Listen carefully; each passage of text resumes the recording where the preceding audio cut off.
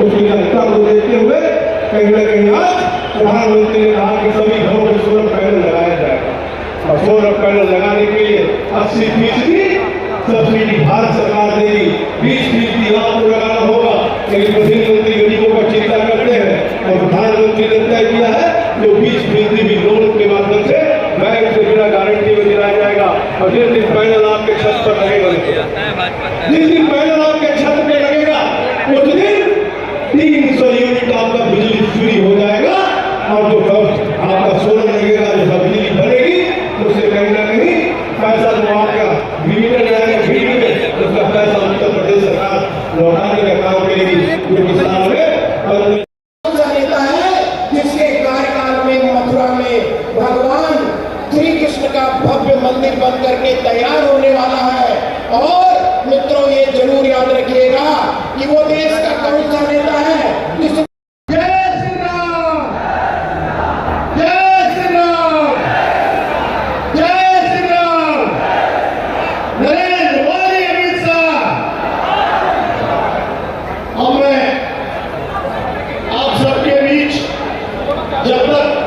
माननीय मंत्री जी मंच पे आसीन होते हैं उसके पहले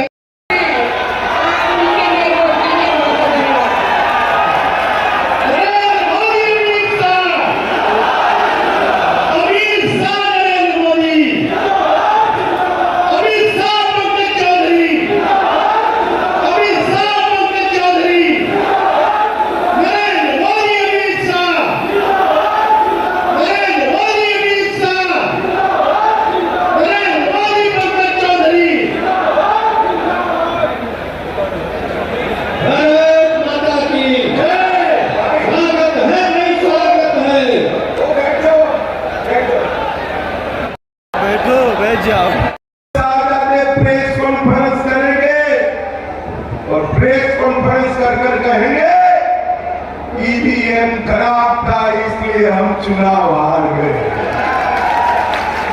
इन्होंने तय कर लिया है कि हार का ठीकरा ईवीएम पर फोड़ना है। राहुल बाबा, नाचना न आए तो आंगन टेढ़ा वाला आपका हिसाब है, आंगन टेढ़ा।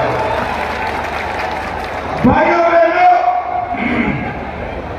ये चुनाव है जिसके सामने आपको चुनौती करना। एक और 12 लाख करोड़ के घपले, घोटाले, भ्रष्टाचार करने वाला एक कमंडिया गठबंधन राहुल गांधी, अखिलेश यादव है। और दूसरी ओर 23 साल तक प्रधानमंत्री, मुख्यमंत्री रहने के बावजूद भी 25 पैसे का जिस पर आरोप नहीं है, ऐसे हमारे नरेंद्र मोदी है। नरेंद्र मोदी भाइयों बहनों, एक और थोड़ी गर्मी बढ़ते ही विदेश में छुट्टी करने वाले, वैकेशन करने वाले राहुल बाबा और अखिलेश यादव, और दूसरी ओर 23 साल तक एक दिन का भी छुट्टी लिए बगैर, एक दिन का भी छुट्टी लिए बगैर दीपावली के दिन भी सेना के जवानों के साथ सरहद पर मिठाई खाने वाला नरेंद्र मोदी। आपको पसंद करना है। एक और गरीबी घटाओ का झूठा नारा देने वाली कांग्रेस पार्टी है, और दूसरी ओर 80 करोड़ लोगों को 5 किलो अनाज मुफ्त में दिया, 12 करोड़ लोगों को शौचालय दिया, 14 करोड़ लोगों को नल से जल दिया, 10 करोड़ लोगों को गैस का सिलेंडर दिया, 7 करोड़ लोगों को 5 लाख तक का पूरा स्वास्थ्य का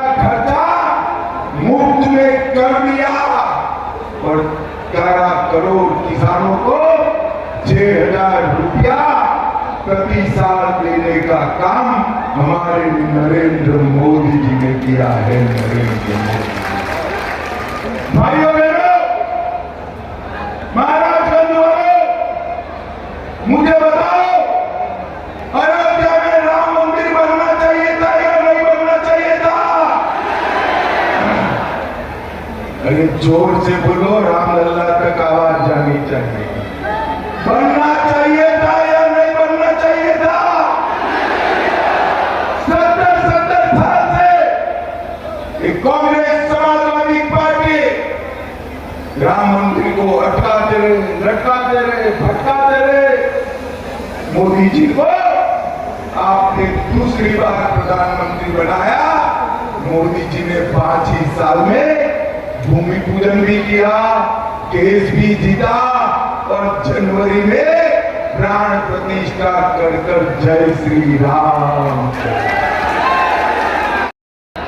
सोनाली देवी मंदिर, लेहड़ा देवी मंदिर, अद्रौड़ा मंदिर, गुरु गोरखनाथ मंदिर, कठहरा शिवलिंग, महेशा विष्णु मंदिर, ये सभी को प्रणाम कर मेरी बात की शुरुआत करता हूं। आज जब मैं यहां आया हूं तब महान स्वतंत्रता सेनानी और संविधान सभा के मेंबर शिवपाल सक्सेना जी को भी मनपूर्वक प्रणाम कर मेरी बात की शुरुआत करता हूं। भाइयों बहनों, 6 चरण चुनाव का हो गया है। मेरे पास 5 चरण का हिसाब किताब है। परिणाम जानना है क्या? अरे जोर से बोलो, जानना है? और जोर से बोलो, जानना है? देखो, 5 चरण में मोदी जी 310 पार कर गए हैं। 310 छठा और 7वां 400 पार कराने का है। और राहुल बाबा, ये महाराजगंज की भूमि पर मैं कहता हूं, सुन लो, आप 40 भी पार नहीं कर रहे हो। और एक दूसरे के डाले अखिलेश जी, वो भी 4 के अंदर रहने वाले हैं। भाइयों बहनों, आज मैं एक बात कहकर जाता हूं। 3 तारीख को सब लोग याद कर लेना, 4 को काउंटिंग है। समाजवादी पार्टी है जिसने कार सेवकों पर गोली चलाई थी। सरयू का पानी कार सेवकों के खून से लाल कर दिया था। एक और राम भक्तों पर गोली चलाने वाले हैं और दूसरी ओर राम मंदिर बनाने वाले नरेंद्र मोदी है। नरेंद्र मोदी। महाराजगंज वालों, मुझे बताओ, पाक ऑक्यूपाई कश्मीर हमारा है या नहीं है? अरे जोर से बोलो, है या नहीं है? और जोर से बोलो, है या नहीं है? ये राहुल बाबा हमें डराते कि पाक ऑक्यूपाई कश्मीर न मांगो। पाकिस्तान के पास एटम बम। अरे राहुल बाबा, हम तो भाजपा वाले हैं, पाकिस्तान के एटम बम से नहीं डरते हैं। आज मैं महाराजगंज की शिवपाल सक्सेना की भूमि पर से कहकर जाता हूं, पाक ऑक्यूपाई कश्मीर हमारा है, रहेगा और हम उसको लेकर रहेंगे। भाइयों बहनों, ये सारे समाजवादी पार्टी कांग्रेस वाले झूठ बोलने में माहिर हैं। अभी ये सहारा रिफंड का मुद्दा उठाते। मुझे बताओ महाराजगंज वालों, इस सहारा का घपला कब हुआ, किसका राज था? जोर से बोलो किसका था? और जोर से बोलो किसका था? अरे अखिलेश, आपकी सरकार में घोटाला हुआ। मोदी जी ने तो रिफंड की शुरुआत की और 3.5 लाख लोगों को रिफंड दिया। आज मेरी बात आप लिख कर रखना, 85 करोड़ लोग चौधरी चरण सिंह का जन्मदिन है, पुण्यतिथि है। चौधरी साहब को भारत रत्न देने का काम नरेंद्र मोदी जी ने किया और पूरे उत्तर प्रदेश के किसानों का सम्मान करने का काम किया। भाइयों बहनों, महाराजगंज हमारा गन्ने का क्षेत्र है। यहाँ 4 चीनी मिलें थी, 3 बन गई और उसको बसपा ने निजी क्षेत्र में बेच दिया। किसान हताश, निराश। मगर मैं आज कहकर जाता हूं, ये पंकज बाबू को एमपी बना दो, कोऑपरेटिव बेसिस पर 3 जितना बड़ा एक चीनी मिल हम 1.5 साल के अंदर चालू करेंगे। इन लोगों ने 30 चीनी मिलें बंद करी, भाजपा सरकार ने 20 चालू करी, 5 नई बनाई।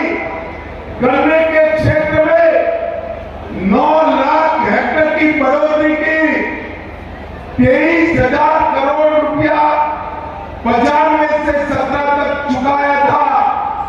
मोदी जी की सरकार बनने के बाद 2,50,000 करोड़ किसानों को चुकाने का काम नरेंद्र मोदी जी ने किया। इथेनॉल का रेट बढ़ाया, इथेनॉल का उत्पादन 42 करोड़ से 154 करोड़ तक ले गए। और मैं आपको कहने आया हूं, आपका चीनी में तब्दील हो, इसकी चिंता नरेंद्र मोदी करेंगे, नरेंद्र मोदी करेंगे। भाइयों बहनों, मैं देश भर में 200 से ज्यादा सीटों पर गया हूं। हर जगह लोग कहते हैं हमारे सांसद को मंत्री बना दो, पकड़ गए अमित भाई हमारे सांसद को मंत्री बना दो। अब आपका भाग्य देखिए भाई, आपको बनाया मंत्री वो खड़े हो जाइए पंकज जी, आप पंकज जी को सांसद बनाइए, उनको बड़ा कोई बनाने का काम भारतीय जनता पार्टी करेगी महाराष्ट्र में। पंकज जी देश के सबसे अनुभवी सांसदों में से, देखने में ऐसे सज्जन दिखते हैं मगर भारी प्राणी है भाई। मैं आपको परिचय कराता हूं, जब महाराजगंज की बात आती है मेरे साथ भी झगड़ा कर देते हैं आपके लिए, ऐसा हमारा पंकज भाई है।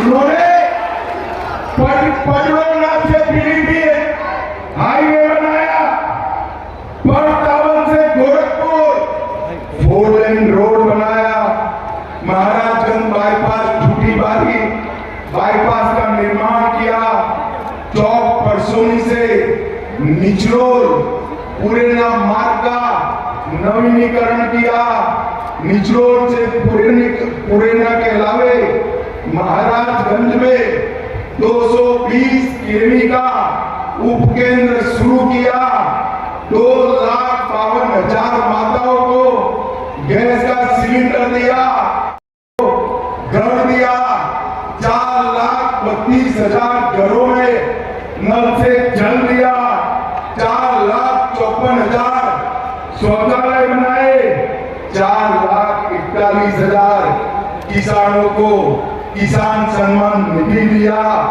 भाइयों बहनों, ये मैं इसलिए बोल रहा हूं कि मेरा चुनाव समाप्त हो गया। अगर मेरे क्षेत्र में सुनेंगे तो कहेंगे अमित भाई आप तो निगम में सांसद हुए, पंकज जी ने इतना सारा किया, आपने तो कुछ नहीं किया। भाइयों बहनों, बहुत अनुभवी मेरी पार्टी ने सबसे अनुभवी सांसद में से एक हमारे पंकज चौधरी। किला लेकर ढूंढोगे ना तो भी ऐसा सांसद नहीं मिलेगा। महाराजगंज वालों, गलती मत करना। प्रचंड बहुमत के साथ पंकज जी को जिताकर संसद में भेजिए। होने वाला नहीं, मगर मान लो हो गया, ये राहुल बाबा जीत गए तो ये घमंडिया गठबंधन का प्रधानमंत्री कौन बनेगा? कोई है? जरा बोलो भाई, कोई है? अरे चलो एक एक कर मैं नाम कहता हूं। शरद पवार बन सकते हैं क्या? अरे जोर से ना बोलो भाई, बन सकते?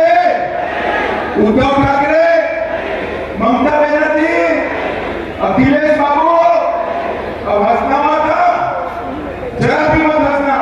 राहुल बाबा बन सकते हैं? अरे क्यों हंसे भाई? बन सकते हैं क्या? इनके पास प्रधानमंत्री पद का प्रत्याशी ही है। ये पत्रकारों ने उनको पूछा कि आपका प्रधानमंत्री कौन? तो ये कहते हैं बारी बारी 5 साल एक एक जना बनेगा। बोलो भाइयों बहनों, ये परचूरण की दुकान नहीं है, 130 करोड़ का महान भारत है। बारी बारी प्रधानमंत्री चल सकता है क्या? जो समझ चल सकता है? मुझे जवाब देना। पाकिस्तान को मुंह तोड़ जवाब कौन दे सकता है? कौन दे सकता है? जोर से बोलो, कौन दे सकता है? 60 करोड़ गरीबों के घर में गैस, बिजली, पानी, शौचालय, खाना कौन पहुंचा सकता है? कोरोना से कौन बचा सकता है? दुनिया में भारत का डंका कौन बजा सकता है? भाइयों बहनों, मैं जहां भी जाता हूं सब जगह ये मोदी मोदी मोदी मोदी है। भाइयों बहनों, ये मोदी मोदी का नारा विकसित भारत का नारा बना है। और आज उत्सव है लोकतंत्र का।